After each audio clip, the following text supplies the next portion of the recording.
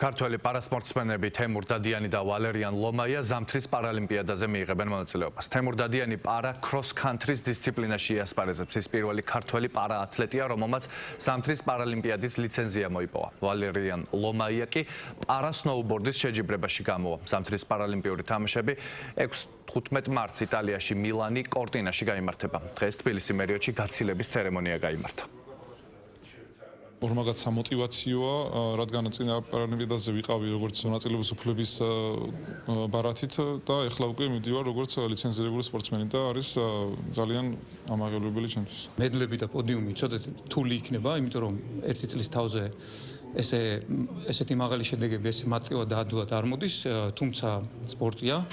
შეჯიბრია და ყველაფერი შეიძლება მოხდეს. მე მინდა ბიჭებს უსურვო წარმატება, არის შესაძლებლობა იმისი, რომ როგორც დაუშვათ 2 კვირის უკან მათაც ერთი კარგი სინჯის медали, ესე ვთქვათ, გამოადრონ.